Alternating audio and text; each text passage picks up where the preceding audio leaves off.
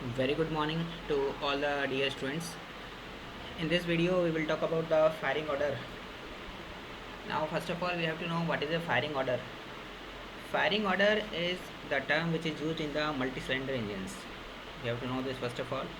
And if we draw the multi-cylinder engines, what is the crankshaft of the multi-cylinder engines and a number of cylinders are arranged on the single crankshaft. So what happens, this cylinder number 1, 2, 3, and let us say this is 4 also, and this kind of an arrangement also has been shown in the next slide, which is this. So we can very well see there are 4 cylinders, and all the 4 cylinders have been arranged like this. The cylinder number 1, cylinder number 2, this is cylinder number 3, and this is cylinder number 4, and these are the pistons. Actually, it is only a schematic diagram, it is not a exact diagram.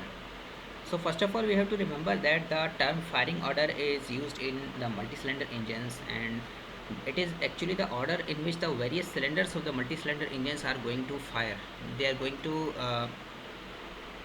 fire. Fire means they are each one of them individually is going to get the spark. In which orders the engines will get the spark, it is actually called as the firing order. In simple terms, we can also say the order in which the sparking will take place from the spark plug in each engine, the order, that particular order is called as a firing order. So now one thing from the basics, we know that in every cycle, the in the 4-stroke engines, the cycle the engine cycle is completed in the 2 revolutions of the crankshaft. This we know. While in case of the 2-stroke engines, engine cycle is completed in single rotation of the crankshaft.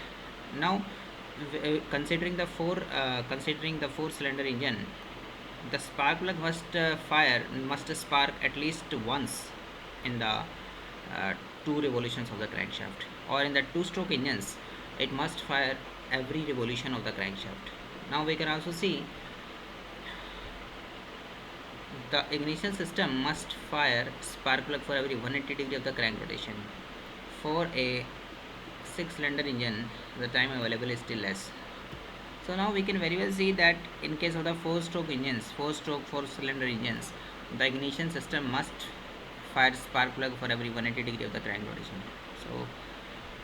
So this thing which we have talked about was for a single cylinder engine.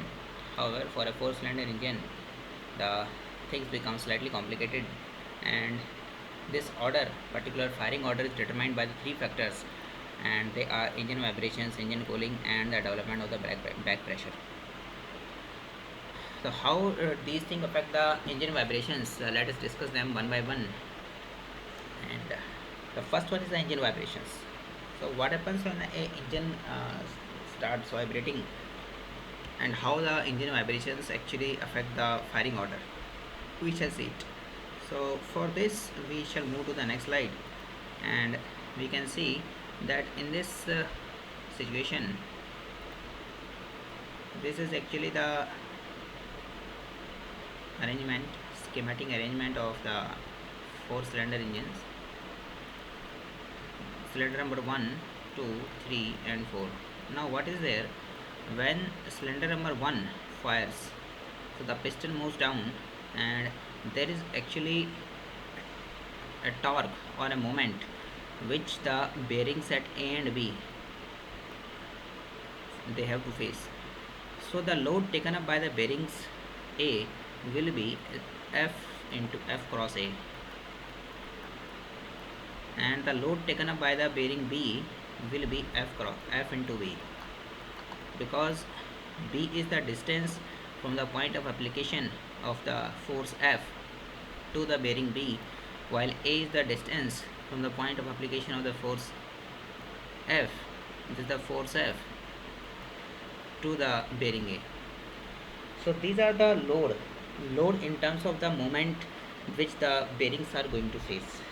So what is now going to happen? We can very well see that F is going to be the same, where B is much larger than A. B is greater than A. So the bearing at B is going to is going to take a much more load as compared to bearing at A. Now suppose if instead of if the if first of all bearing the cylinder 1 has fired, now the cylinder 2 fires, what happens then? And the cylinder 2 fires, what is going to happen actually, that this force will be multiplied by this distance. Let us say it is going to be C and this is going to be D. F into C. Now F into C will be the load taken up by the bearing A, and F into D will be the load taken up by the bearing B. Again, F into D will be greater than F into C. So again we can see that bearing B is going to face a higher load, greater moment load as compared to the bearing A. Under these conditions, there are chances that this will lead to an imbalance of the load at the bearing B, and this the bearing B will wear out faster, and there are chances that the bearing B will get damaged at a faster rate as compared to bearing A. So this imbalance in load would be further increased, and it will result in severe engine vibration. Due to this imbalance, actually the engine vibrations will increase, and which will again cause a lot of noise when the engine runs. Also it will lead to excessive wear rate of bearing B as compared to A. So that is why for the load to be equally distributed, we want that in place instead of bearing 2, first of all this cylinder 1 has fired. Now instead of cylinder 2, we want that if cylinder 4 fires, what happens if the cylinder 4 fires? We have seen what happens if the cylinder 2 fires. Now we have to examine the condition for the cylinder number 4. Now when the cylinder 4 has fired instead of the cylinder 2, we can see that this distance from here to here, it is nothing but it is same as that of A, and from here to here it is this distance is same as that of B. So under those conditions, we can say bearing B now is taking up F into A load, while bearing A is now taking up F into B load. So now under this condition, what is happening? Bearing A is taking up much more moment load as compared to bearing B. So which is exactly reverse of the initial condition when the cylinder 1 fired. So this will lead to a much more uniform load distribution as compared to the condition where cylinder 2 used to fire first. So it is better to fire cylinder number 4 after cylinder number 1 compared to cylinder number 2 and cylinder number 3 for better and uniform moment load distribution. The second factor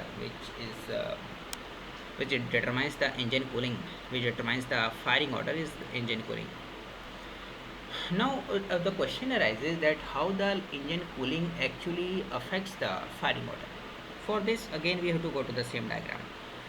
Suppose that the engine 1 has fired. Now when the engine 1 has fired first, the region between the engine the cylinder 1 and the cylinder 2. So I have said the engine 1 has fired, but actually it is the cylinder 1 has fired. Cylinder 1, and this is the entire engine assembly. This is the entire engine assembly, and it has got 4 cylinders. Cylinder 1 has fired first, and the region between the cylinder 1 and the cylinder 2 has got heated up.